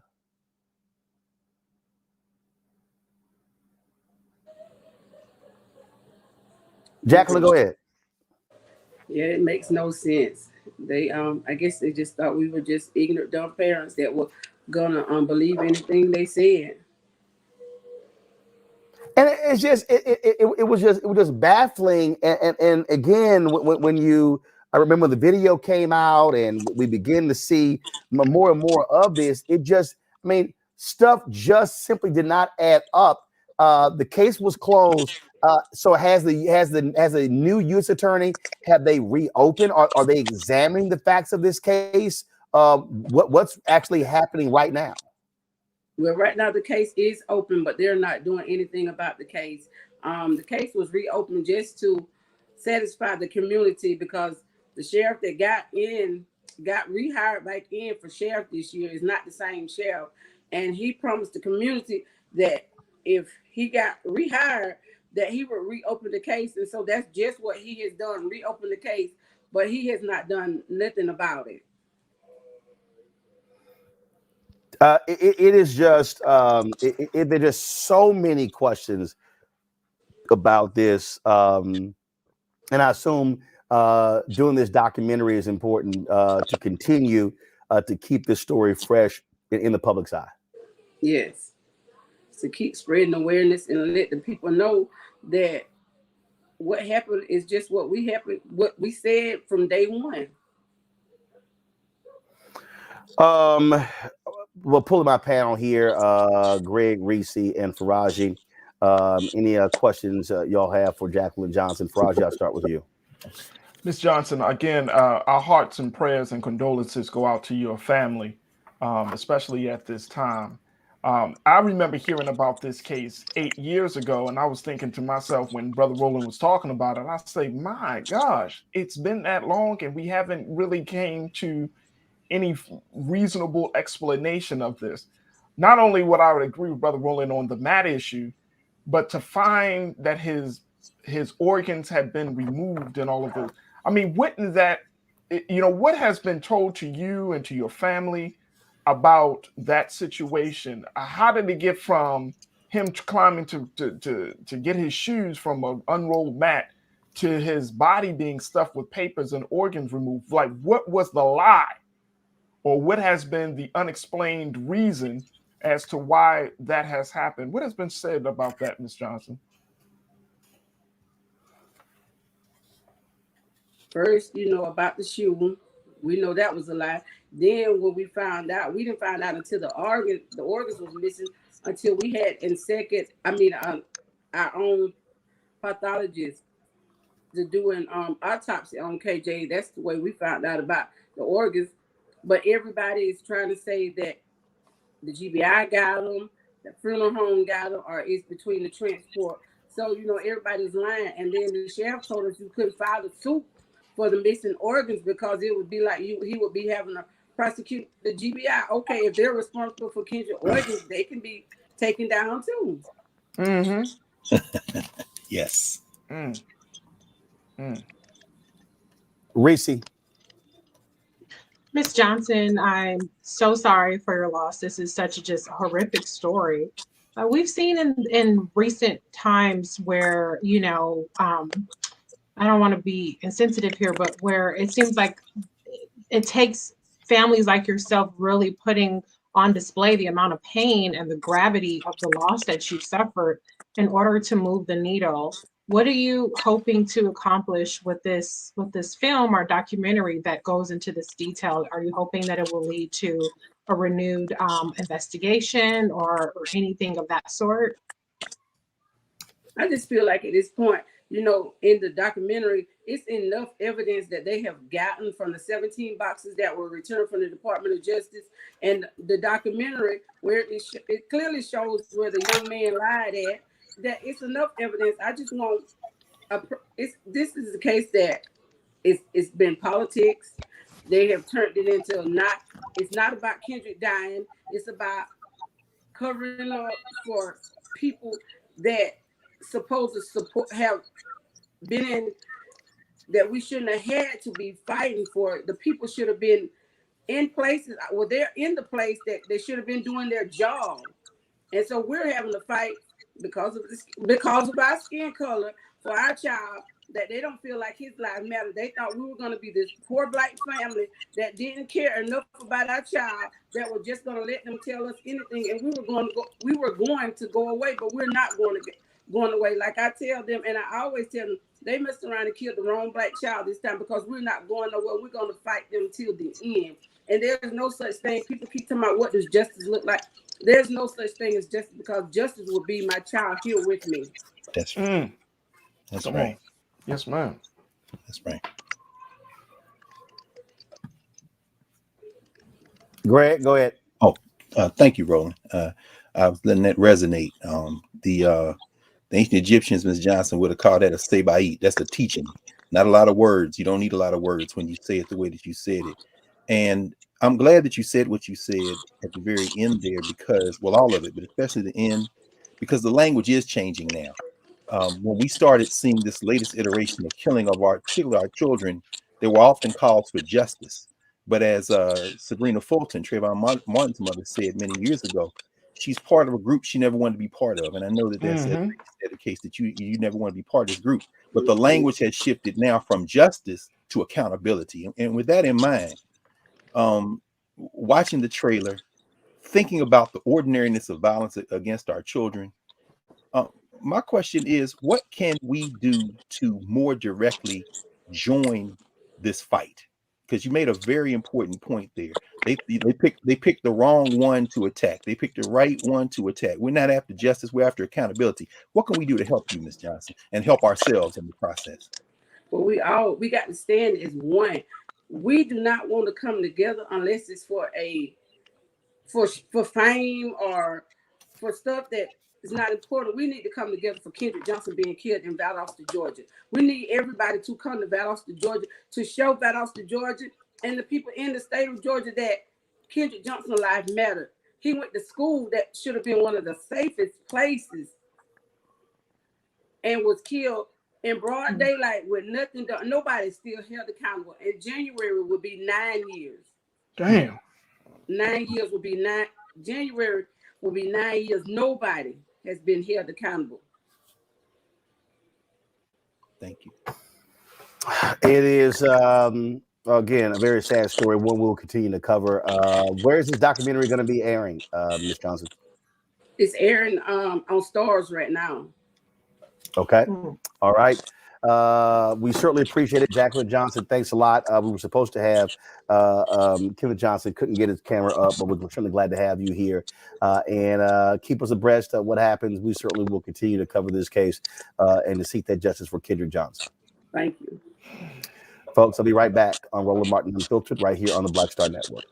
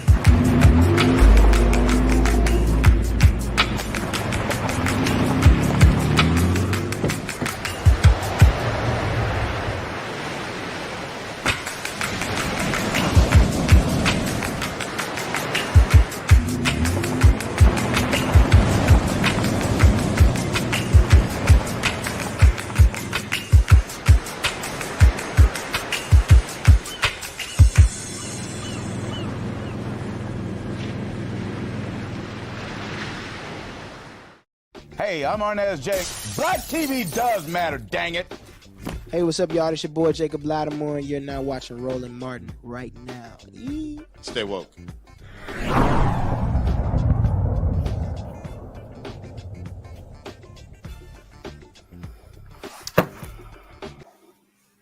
All right, folks, a weird story out of Alabama where Judge Alabama Randy Jinks lost his job for racist and sexist remarks online and to staffers. That was one of the stories that we covered this year, which pretty crazy story. So there's some other stuff we want to talk about, of course, 2021. So I'll start here. Reese, big stories in 2021. What stood out for you? Obviously, Vice President Kamala Harris becoming the first. I don't know how I could have guessed that was going to be first. I mean, I don't know what I was thinking. Duh. I mean, it can't be said. We made such a big deal about Obama, rightfully so, and then it's like a Black woman becomes vice president. It's like, who cares? For me, the biggest story of the year is Vice President Kamala Harris becoming the first Black woman, the first Black person to be the vice president. And I'll go ahead and throw on her South Asian lineage because that counts too. Shout out to her Indian folks. But that's a huge story. I'm going to keep talking about it because apparently I'm the only person who seems it's a big deal. So shout out VP. And she did a lot of things. I mean, if I get a couple more seconds, she did a lot of things that were very significant. All of the media focus outside of, this show, I'm the one who goes hard for her all the time. But the mainstream narratives were all about stupid little piddly shit. But we didn't talk enough about the fact that she led the charge in terms of the maternal health crisis, having marking the first time Black maternal mortality was marked in the White House, as well as having an entire maternal health day of action. She recently announced a lead plan removal in terms of the water and the piping and things like that process that she's leading up.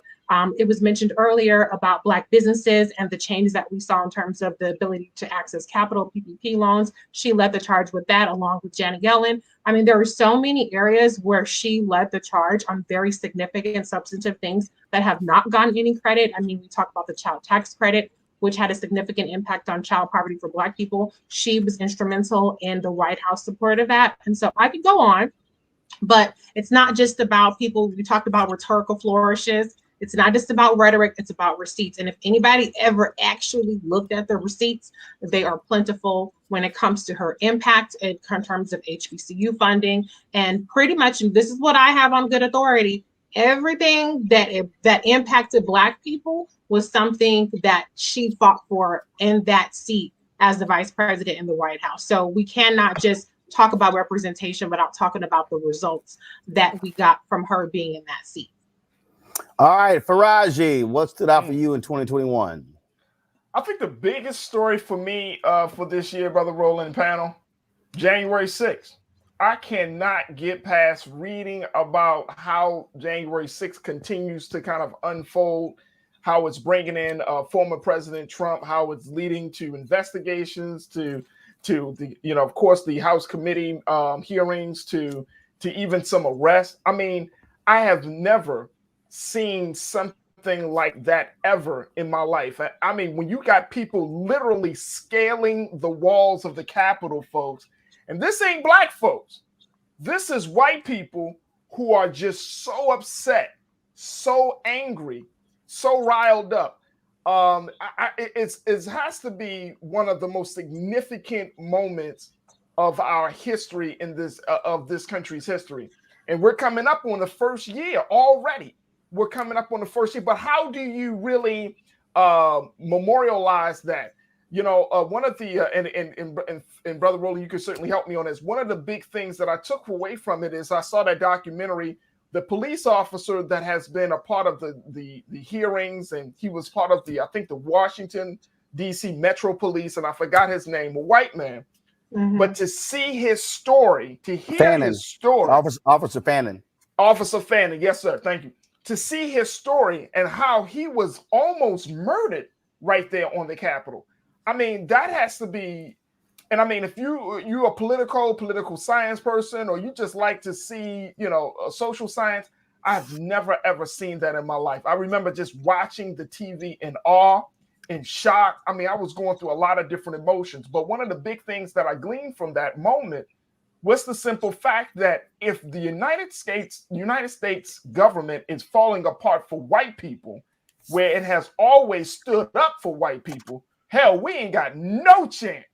I mean, if it got to that point for white people, then we need to rethink our strategy on our relationship with this government, because if white people are scaling the walls, not getting shot down, white people are scaling the walls, killing police, they're scaling the walls, and not truly being prosecuted, we have no chance in terms of moral redemption. We have no chance of getting the type of freedom and justice and equality that we deserve.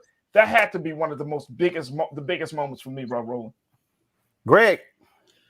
Yes. I think while, of course, working at Howard University, there's no way but to acknowledge the watershed significance of Vice President Harris's election. And of course, Howard had its own crisis, predictable crisis, this semester as a result of COVID and convergence of all the issues that many universities are facing. I think in the weeks preceding her inauguration, her swearing in, of course, as you say, Faraj, I think the story is January the 6th and everything that has taken place in that year since. So I think for me, the major story is if this were a doomsday clock and the end of the United States as a country was midnight, I think we moved a little bit closer to midnight in the year since January 6th with the critical race theory war, which is a proxy war, as we know, by white nationalists who literally rather die of COVID or anything else. The anti-masking, the anti-vaccine campaigns, the abortion laws passed in Mississippi and Texas that the Supreme Court is set to use to overturn Roe versus Wade. All of these, the state house and voter suppressions, which led to the election of a nut as the governor of Virginia and another nut who happens to be black as the lieutenant governor. All of these things speak to, for me, the biggest story, not only of this year, but really of the last 4 years, beginning on election night 2016, which is that this country is closer to an open civil war than it has been at any time since really the civil rights movement. There's a new book out by Stephen Marche, a Canadian, who's written a novel called The New Civil War that's based on interviews with over 200 military folks and scholars and activists. And his assertion is that when Trump gave that inauguration speech, that famous American Carnage speech, and then a couple of years later, you see literal tanks on the streets of Washington, D.C. on the 4th of July. And then you see tear gassing protesters in the summer of the racial uprising. He said, what happened on January the 6th was just the next logical step. So the story for me is they are literally dismantling the apparatus of the federal state. My only question is, what are we going to do to stop it? Come on. Come on. So I think that when we think about this year, certainly January 6th, hell, 6 days in. And it was very interesting. My publicist, Tasha, got upset with me because I did a lot of media interviews and they would ask me, so Roland, what was going through your mind when you saw it unfolding? And I said, I smiled. And I sort of had I did. I said, I smiled. You went hard in the face. I said I sort of had a Malcolm X moment when he was asked about after Kennedy was assassinated. And I said, and the reason I smiled, I remember because we were in Georgia. Also, that was another huge story in 2021, the election of Raphael Warnock and John Ossoff. You know, we basically moved to Georgia, spent 5 weeks there. And it was that this happened the day after the election. And we were actually at a black-owned restaurant where the staff was just chilling, just taking in the win. And it was on television. And I remember going over to the bar and we're seeing on television. And I was standing there like this here, and I started smiling. And I said, America, y'all now get to see what we've been telling y'all was going to happen. I said, there's no more, y'all are just, no. I said, you now get to see what we told y'all was going to happen. And it's happening. And I said, I was glad that folks had to see it. Because see, now what has unfolded has been the recruitment. Pete Navarro admitting they recruited more than 100 House members, and how Senator Ted Cruz leading the effort on the Senate side. Wow. See all of these different things. Wow. And now we hear Steve Bannon was right there planning and plotting, and he's still planning and plotting. Okay. And, he also got charged with contempt of Congress. And we could go on and on. All of these things are happening. And we told y'all it was going to happen. But now y'all seeing it. But see, now the question is, how do you respond? That's right. Now who goes to prison? We also, saw significant, by having Reverend Barber, what they were doing, the mass action, the protest. We saw that happening. But also, I think what we also saw happen in this year, we did not see enough action in some other places. We saw the problems Black Lives Matter faced. when they publicly announced how much money that they had received. And I had to keep reminding people, a lot of folk made a big deal out of Black Lives Matter receiving $90 million in funds, but NAACP got about 130, 140 million. Now they never released their number. National Urban League never released their number. Some other groups never released their numbers. But a whole bunch of folk profited off of the death of George Floyd. Come on now. And so you saw Patrice Cullors, who was forced to step down, and so they've been going through through that. And if there was something that I think that we did not see enough of, and I think this is tied to who's in office, I think it does, is action in the streets. We saw the rise in 2020 and the continue in 2021 of Until Freedom. What was happening? The work they put on the ground, Breonna Taylor. We also saw a huge story in the big story of 2020 was the death of George Floyd. Big story in 2021 was the conviction of the cop who killed George Floyd. We can't overlook Derek Chauvin and what happened as well. So I think there are a number of things that we saw in 2021. But what I think is consistent as we move into 2022 has to be something Faraji said earlier, something Greg said. Reese talks about it. I talk about it all the time. And also put a pin in it. We also saw our girl Erica Savage Wilson come back. She's doing well. Matter of fact, she was on Facebook and Instagram Live just I think today. And so y'all's the launch. Like, trust me, Erica was almost killed in that car crash, but she's made a remarkable recovery. It was to the point where she wasn't even allowed to even watch this show and even watch television because of her traumatic brain injury. So I got to give a shout out for that. I think that what we got to talk about is, for us as Black people, Frederick Douglass said it, power concedes nothing without demand, never have, never will, agitate. We simply don't have the luxury to kick back, relax, go chill in Paris, go hang out in Thailand, take a gap year. That just doesn't exist for Black people. It just doesn't. And I think we have to understand that we are in a constant pursuit of tearing down Jim Crow, burying Jim Crow, fighting white supremacy, because we are in a battle for our future existence. In the first quarter of 2022, my book will be coming out called White Fear. We'll be dealing with that. And why is that important? Because that's what we're in the middle of. And I think that what we have to recognize, Reese, is that we also have to be, I think, far more strategic and smarter in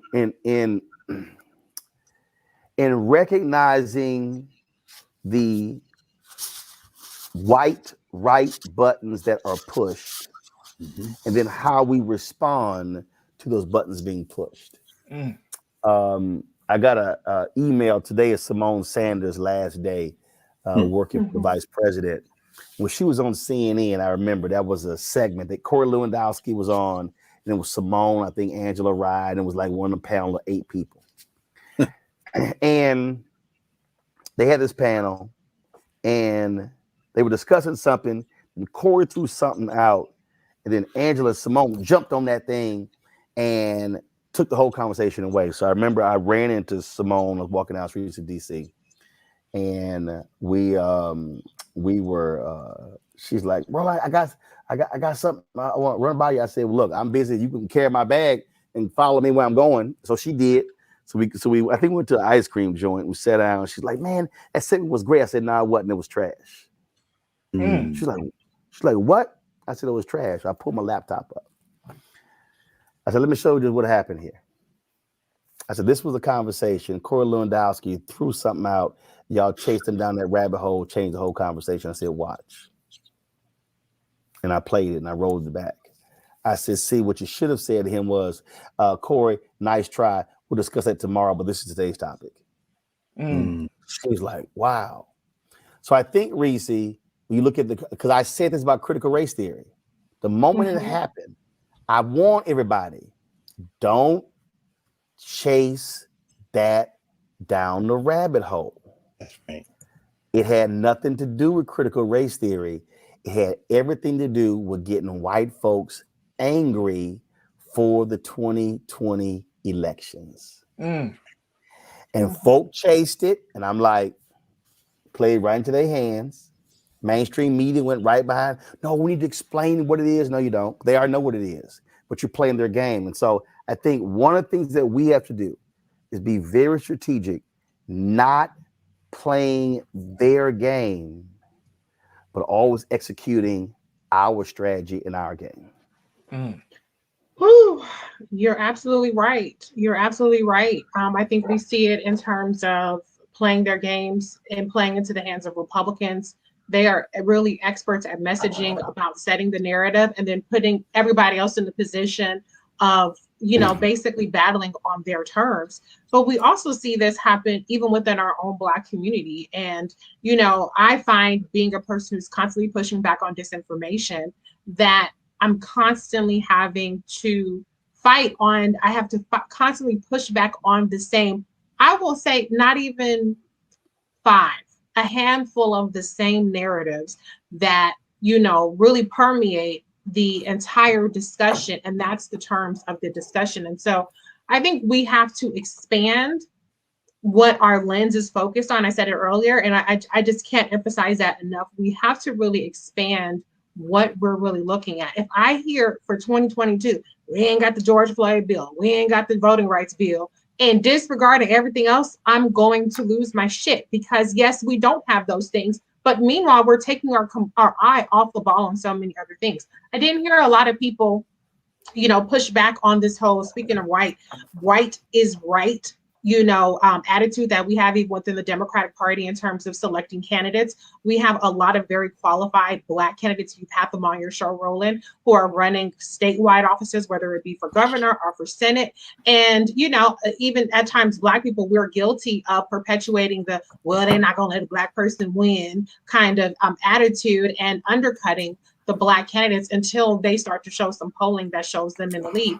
And so 2022 is going to shape up to be a big year. And we don't have to just fight against the white supremacist narratives that are going to really set a lot of the discussion in the mainstream media.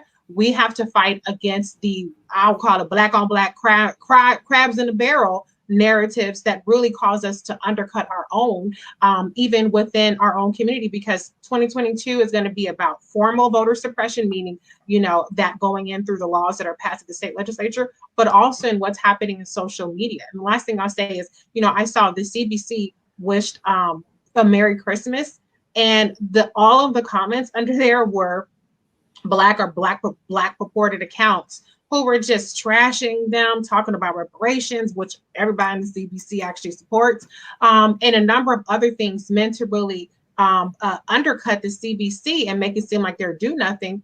I've never seen that kind of engagement under Mitch McConnell, under any kind of House or RNC accounts. And so we're fighting our battles as Black engaged voters and Black engaged people on multiple fronts. And so I just really want us to be aware of all of those things, because it's very easy for us to sit around here and talk about, how the white supremacist narratives and all the other kind of stuff, but we're really, really ignoring the detrimental narratives that we are seeing in our own conversations that aren't really being brought to the forefront or challenged. Brother Roland, can I add to that? Yep. Yeah, just real quick. I mean, I think that Reese, you're on to something, and I want to add to what you, Brother Roland, what you and Dr. Carr were talking about when you were saying about rhetorical flourishes. I mean, if you've been in the work of movement building, if you've been in the any Black space, we love rhetorical flourishes. We love people to sound good, and I've had my fill of rhetorical flourishes. But I think when you actually a very quick pivotal question, Brother Roland, you said why are we still in that space in 2021? It's simply because, and this is the only thing I can glean from it, is because when you are sitting there listening to a lot of people who are talking Black, who are talking this and talking that, there's no responsibility. There's no commitment to that. There's no sacrifice that is required to take those rhetorical flourishes and making them real. And so that's one of the big reasons why we love to stay in that space, because we could talk about the great ones that came before us, the contemporaries that are among us.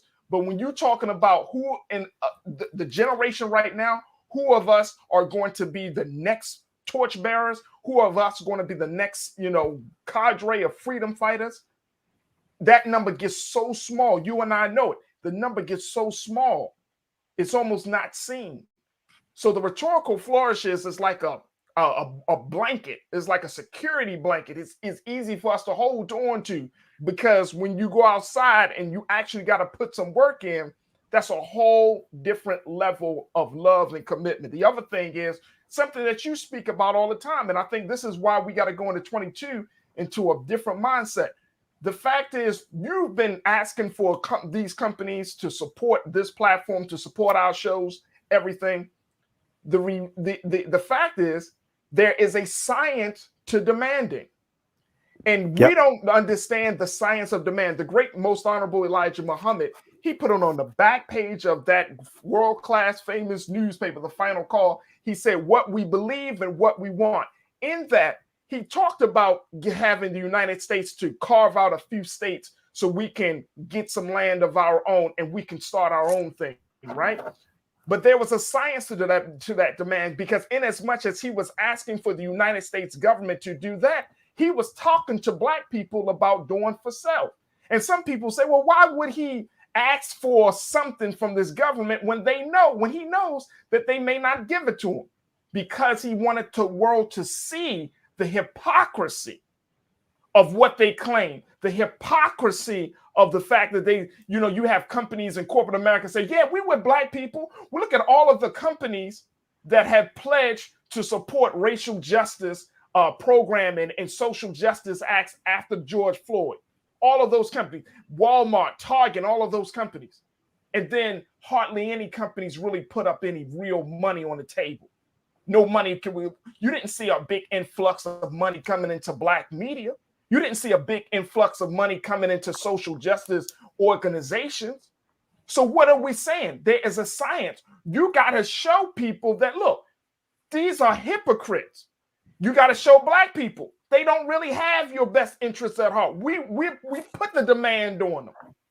Now, why do you keep believing and hoping and wishing upon a star that they're going to change their ways? So we got to understand that there's a science to that demand. So I just wanted to throw those 2 points out there, because we're going into 22 and we got to reassess our strategy on our relationship with each other, our relationship with the United States government, and of course, on our role in this time, because I'm with you, bro, Roland. We don't have a lot of time. We don't have the liberty to say we're going to take some time off. Man, please, the battle is far from won. We heard that from Reverend Barber. I'm just ready to keep the movement moving. That's the place I'm at. I think the point that the project makes there, Greg, is an excellent one. It's interesting. There were some people I sat down with Minister Farrakhan for preceding the 10th anniversary of the Million Man March. And we talked about failures coming out of the Million Man March.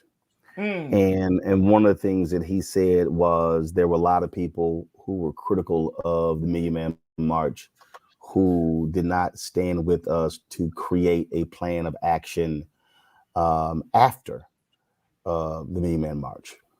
And I challenged Minister Farrakhan, okay, what's going to be the plan after the 10th? When he came on my TV One show preceding the 20th anniversary, we had that very same conversation. And there are people who were, well, why did you challenge the brother minister like that? I said, well, first of all, it was a conversation. I said, Mr. Farrakhan wasn't expecting to sit down with me and have a love session. I said, because he knows exactly how I operate, which he has actually expressed to me personally offline in terms of challenging. What Faraja just laid out there is, I would dare say, and I would say this, the one thing I think many people, not just black people, most people are afraid of is accountability. Mm. And you're absolutely right. Oh, it's easy to sit there and listen to a speech. It's easy to sit there and listen to a sermon. I love it when people say, oh man, that preacher, man, he was preaching. And then you go, what was the scripture? Mm. What they really were referring to was the hoop. Of course. They were referring to the hoop, which is the emotional part. But if you can't tell me what the scripture was, in fact, my wife will tell you, if we're sitting in church, she can tell you whether or not the preacher is having an impact on me, judging based upon my notes. See, I take copious notes. If she looks over and all she sees is the date, the name of the church, the preacher's name, the title of the sermon, and the scripture, and she don't see nothing below that, that means he or she ain't saying nothing that's resonating with me. Mm. And there are a lot of preachers who know they ain't preaching or saying nothing. So what they'll do, Greg, is they will immediately go to the cross. Mm-hmm. See, some of y'all gonna get that. So what happens is they'll go to the cross because when you go to the cross, it automatically elicits a response from the people. So the sermon is awful. And then they'll say, on Friday, all of a sudden folks stand up, start shouting. And then they go on Sunday morning. Yes, sir. And this is me sitting there. And I've turned to my wife. There's a certain preacher, I ain't gonna name the church, but he's an associate pastor. I'd be like, he about to go to the cross. He about to go to the cross. Yes, sir. So, I need y'all, everybody who's watching and listening, to understand that there are people who are on TV, on radio, on podcasts, who they go to the cross. Mm. They ain't saying nothing else. They're not talking about what's the plan of action to come Monday. All they focused on is that event. Every time somebody has a march, I go, y'all done data collection? What's the plan after the march? Mm-hmm. See, that's really, I think, where we have to be. You know, this year, I knew we were going to be launching Black Star Network. I knew that 3 years ago. But there was always a plan of action that was involved. It was always a building to that. And then when the haters were sitting here running their mouths, I was like, yeah, whatever.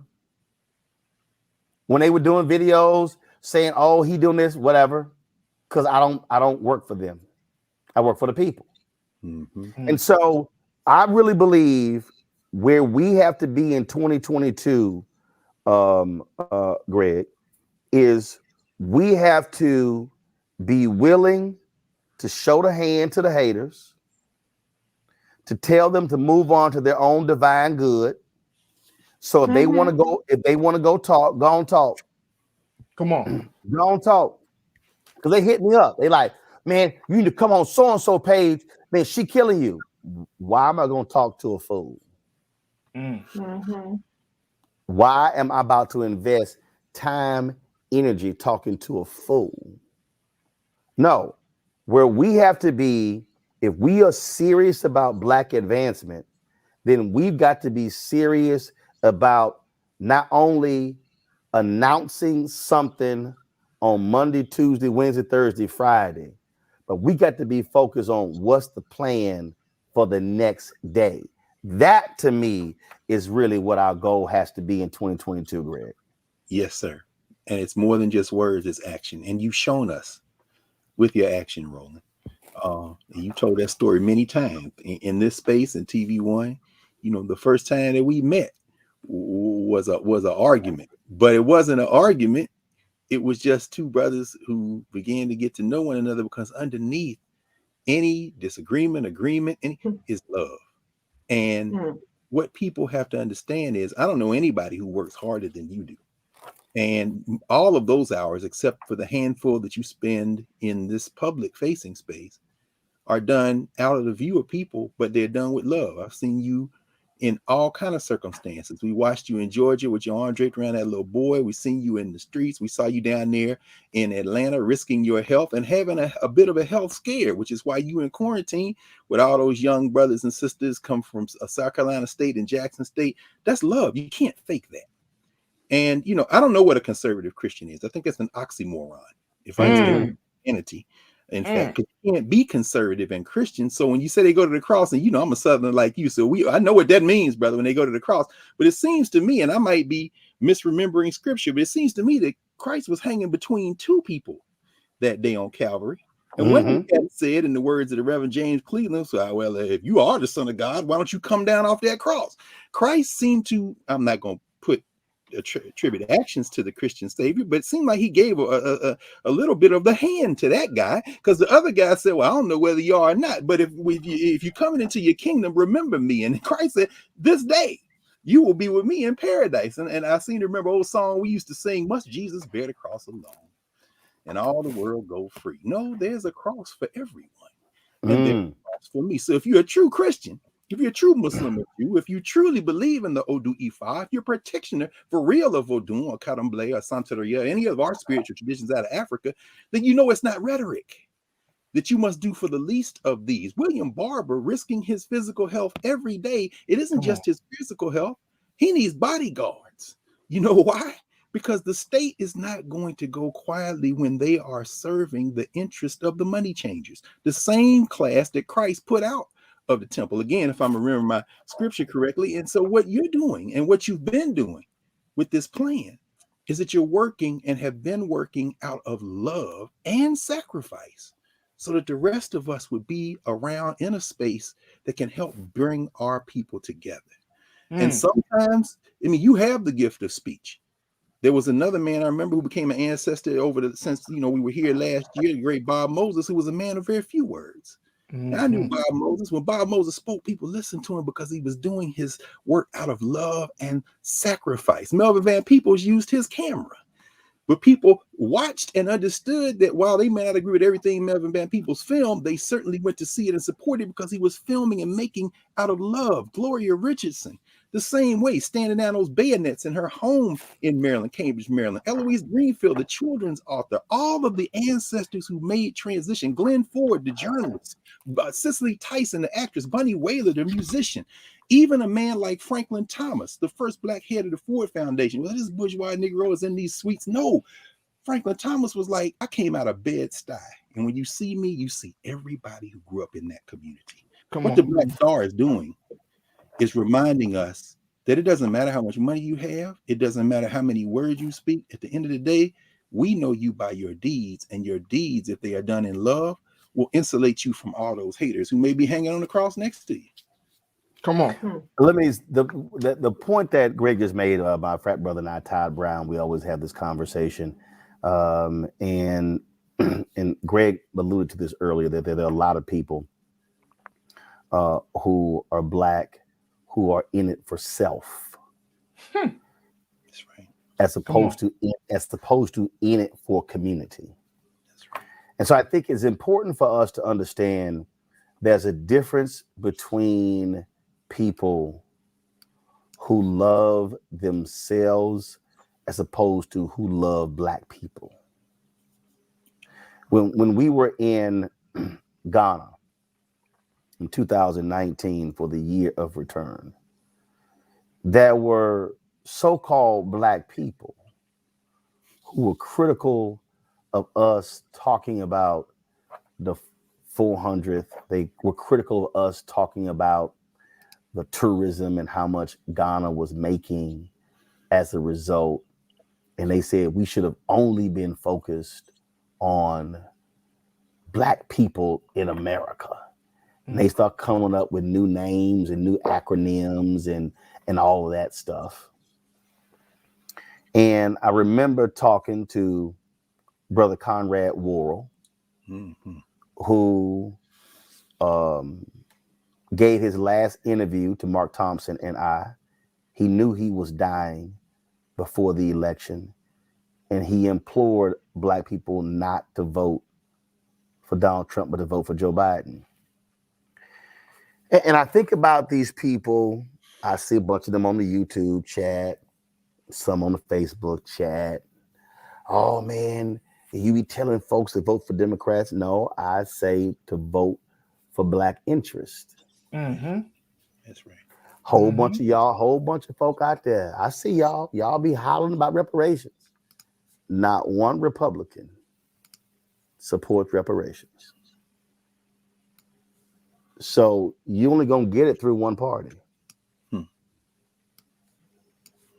So you telling me not to have a conversation about Democrats, but you support reparations, but it ain't gonna happen from any Republican. Yeah, some of y'all might want to think about that one. The question is, who loves your people? That's right. There were people who they oh my God, you're putting that foul-mouthed woman, Reese, on your show? Well, as soon as you said foul mouth, I knew you was talking about him. That's terrible. They were like, what are you doing? Are you crazy? All that woman does is cuss. And then when Reese came on the show, Reese actually self-conformed. And I was like, what you doing? No. You were invited to do you, not somebody else. Mm-hmm. Y'all, that was about how do you expand the voices. Tiffany Cross just celebrated her 1-year anniversary on MSNBC. That's right. Her first time in front of the camera was on my show. Roland, this is my 2nd year anniversary on your show today. Yeah, no. Yeah, I know what I'm saying, but it's community. Yeah. See, I need people to understand you can love yourself and you get rich, you get famous, and it's all about your family. But do you? So when I see Reese doing Clay Kane's show on Sirius XM, I'm not mad. I love it. Yes, sir. Because that was the whole point. Come on. That was the point. When I see Tiffany invite me to her show, that was the point. It's called Love of Black People. Come on.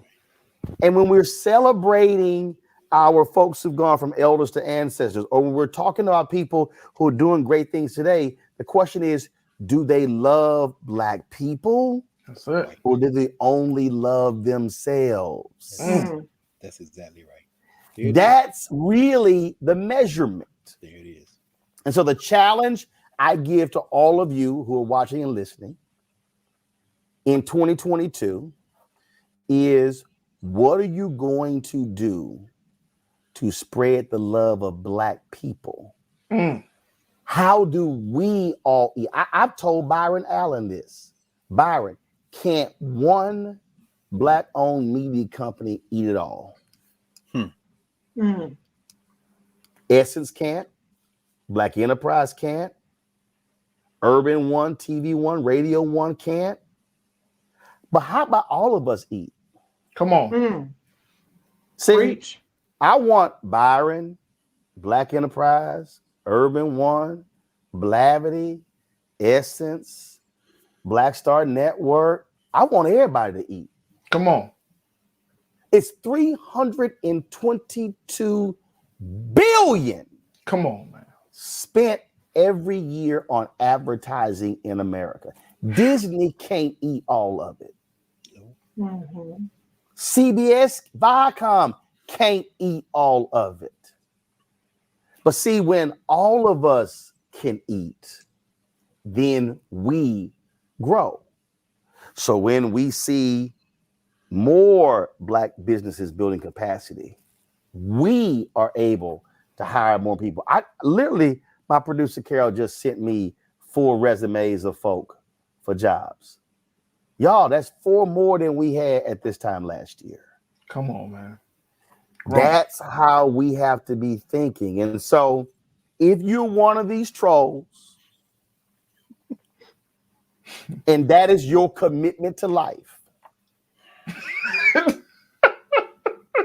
If you're one of these trolls and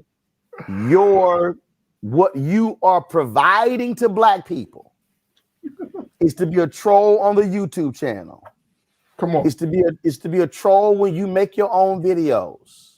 Go on talking to win. And if you one of those folks who watch them and listen to them, don't come tell me what they got to say, because I don't give a damn. In fact, I'm gonna end up blocking your ass. Because what we as black people can ill afford going into a new year is to be defined and held back by mess. That's right. And messy people. That's right. I don't care how fine dressed you are. Come on, man. I don't care how fine you are as a person. I don't care how cute your face is, how melodious your voice is. If you are full of mess, then you're full of shit. Those two meanings mean the same. Full of mess and full of shit means the exact same thing. And so I want our goal to be to build a stronger community. We wanted to hit right now. We got 24,415 people who have downloaded our Black Star Network app. I would love for us to hit 25,000 by midnight by 11:59 p.m. on December 31st. Y'all, that's what this is all about. When did Black Star launch? It was 2020, We launched 2019. September 4th, 2021. Oh, that's the story then. I guess maybe that's So in 3.5 months, again, we're there. And so we're going to keep building. We're going to keep building, y'all. Because that's what this is about. This is about the absolute love of black people. That's why we created the show. That's why we have the network. There are four shows that we're launching. They've been in development for the past 2 months. We're launching those in January. There are 4 more we're going to launch in 2022 as well. And so that's where we're going. And so thank you for all of y'all who've been on along for the ride. Thank Faraji, Reese, and Greg.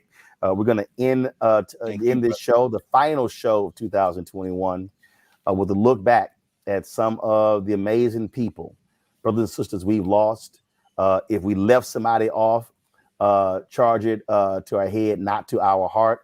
I've been posting a lot of images on my Instagram page from my archives of folks we've lost as well. And we've lost a lot of phenomenal people. But remember, there are a lot of phenomenal black people you've never heard of. And our goal is to bring them to you and to show you what they're doing. And again, if we can just continue to create more phenomenal brothers and sisters who are doing things for the love of our people, then we would indeed be a much better community. Folks, y'all have a great end of 2021. I'll see you guys on Monday. And on Monday, you want to tune in because I will be debuting our brand new offices. They are complete. You will see exactly what we have been doing.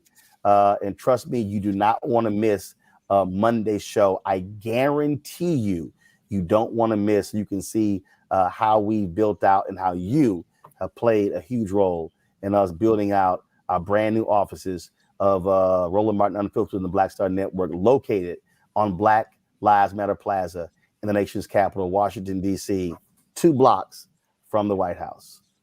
Folks, that's it. Here's our in memoriam. I'll see you guys on Monday. Holla!